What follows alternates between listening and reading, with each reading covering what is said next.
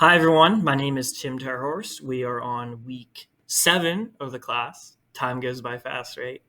And I'm here to segue us into this week's group presentation. And so we're going to start with a case study titled Will the Bank's Technology Help or Hurt Morale? And essentially, this entails Veneer Bancorp, right? They're a bank, they're rapidly expanding, and they just want to do something AI related for loans. So essentially making some sort of AI loan officer. And what it does is it gives a score for each customer. And if the AI deems it necessary, it will give a loan to customers meeting a certain criteria. However, as we are about to discuss, Veneer has a history of good customer service, and there is some pushback. So why not just go full speed ahead and roll out this whole automated loan officer at once?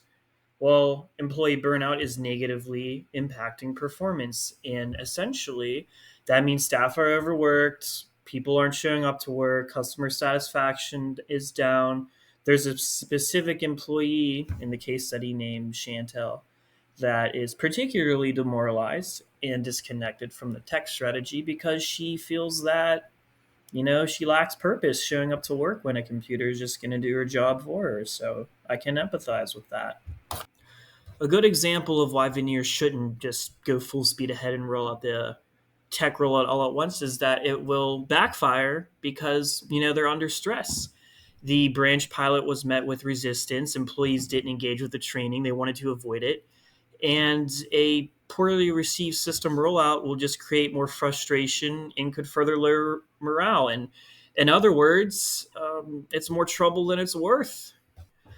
So, as mentioned earlier, one of the things Veneer can hang their hat on is their human centered banking approach. And their edge lies in personal relationships in character based lending. So, person to person, face to face interaction is why their customers like them so much. But when you have this AI rollout and you have a top down algorithmic system, it could introduce bias, it could erode trust, and it could alienate some staff and some customers. So let's not make two ways about this. Veneer should introduce the new tech rollout. And in the case of Beth, she needs to do some things to help smooth the process. So, one of the things she needs to do is delay the full IT rollout and begin a phased pilot in select branches. She's going to need employee feedback to refine the system and reduce pushback while also aligning with the executive team around a clear and unified vision for tech enabled growth. And another thing she needs to do is invest in employee morale and capacity through better communication, additional support during the transition, and messaging that reinforces technology as a tool to enhance, but not replace, that's a key word, not replace the human centered service that defines Veneer's competitive edge. So, in summary, yes, they should roll out the tech, and Beth should do it as well. However, Beth needs to make sure that she does it very smoothly and a very calm transition because she's going to get pushback if she throws it out all at once. My name is Cody, and next we'll start talking about building an AI-powered organization. Let's take a look at the spoke model for AI project management. In this structure, each business unit, function, or geography runs on its own AI initiatives. Within each of these spokes, there's typically an AI product owner overseeing these projects, supported by a business analyst who helps with data analysis and identifying user needs. These rules are backed by execution teams responsible for building and delivering solutions. The spokes have three key responsibilities: oversight of execution, making sure the right AI projects get delivered, solution adoption, ensuring actual use of the tools developed, and performance tracking, the measuring of effectiveness and the business impact of these initiatives. The big idea behind this model is to bring that AI execution close to the business. Solutions can become more tailored, relevant, and user friendly. However, without strong central guidance, the model can lead to issues like duplication of effort, inefficiencies, or even security risk. That's why successful spoke models need the balance of local execution and centralized governance. Now, let's take a look at the hub model. which centers AI management within a centralized team, typically led by a C-level executive like a chief data officer or a chief AI officer. The hub is responsible for driving the organization's overall AI strategy and maintaining consistency across all units. The core responsibilities of the hub include recruiting and developing top AI talent, setting performance goals and tracking outcomes across projects, managing external partnerships with vendors and cloud providers, and establishing standards and policies that ensure that AI is used safely, ethically, and effectively. The big idea here is that the hub provides centralized control over vision, standards, and talent, which keeps the AI initiatives aligned, secure, and strategic. However, integrated with local teams, this model can feel disconnected from real business needs, leading to lower adoption or less practical solutions. A successful hub model requires strong collaboration within business units to ensure strategy and execution stay connected. Finally, let's look at the hybrid model, which blends the strengths of both hub and spoke approaches. In this structure, the central hub is responsible for setting the overall AI strategy, standards, and foundational capabilities, such as security protocols, training, and vendor relationships. Meanwhile, the spokes in the individual business units or functions have the freedom to execute locally.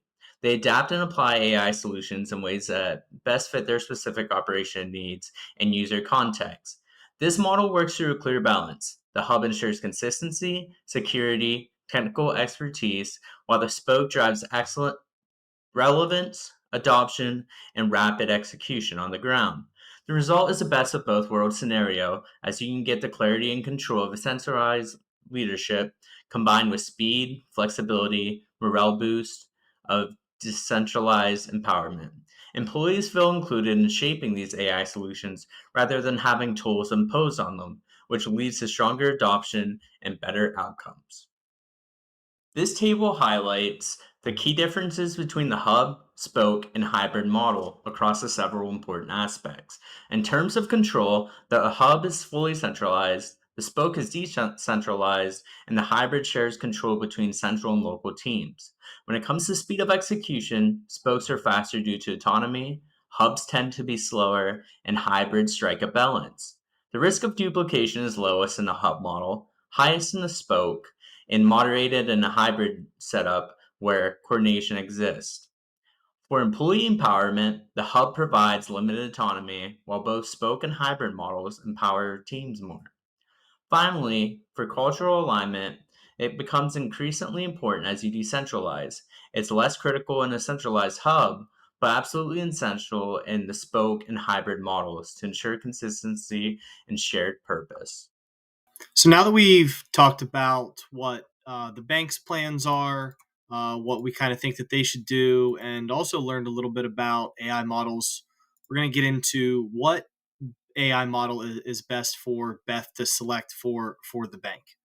And that model really is going to be the hub model for a couple of different reasons, but mostly because it's a little bit of a slower, more centralized, more controlled model, at least to start.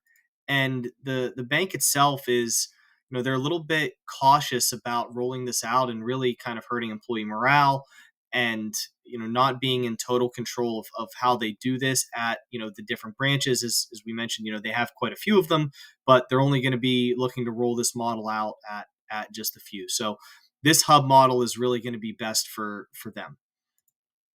um you know as I just mentioned, they have limited personnel. Bruce, the CTO, is going to be the main one in control of this from a technical perspective, from an oversight perspective, the data analytics, the really ultimate control of how this is rolled out is going to come through him. And as he collects data from the couple branches that they are rolling this out at, they're going to be able to make decisions quickly. They can rapidly change their approach here. They can shift their organizational approach. But really, this gives them the most control as they look to do this.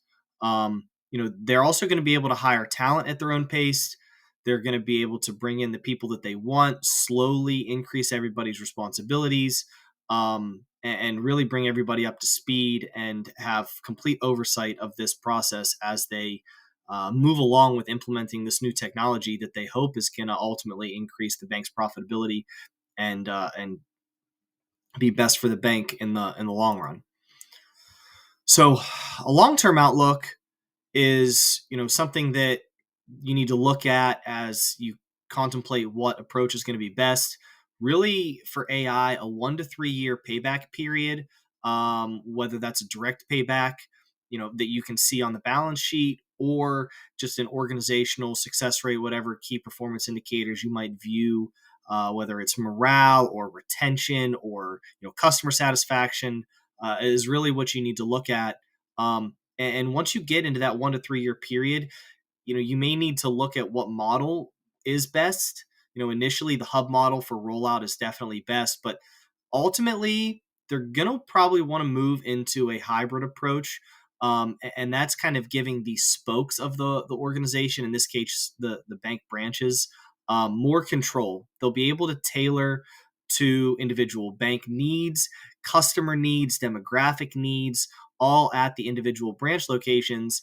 And while the main centralized idea of the AI model being, the hub control is going to be best, you do need to make adjustments because that broad brush approach is not going to be best for every individual location. So they will kind of want to tailor the needs to those individual branches as they move along. What this allows them to do is increase profitability, uh, and make sure that you're not making changes that are going to help one branch and then unfortunately hurt another branch at the same time. We see this all the time where maybe the most profitable branch or the biggest branch kind of takes over, and then the smaller branches, whether it be in the banking industry or across other tech industries, they suffer because of it, trying to apply this approach that is best for one but not best for all. So this hybrid model will keep control in the middle and give oversight to the executive team, but giving the individual branches some control and some individualization is really going to be the best approach for their profitability long term.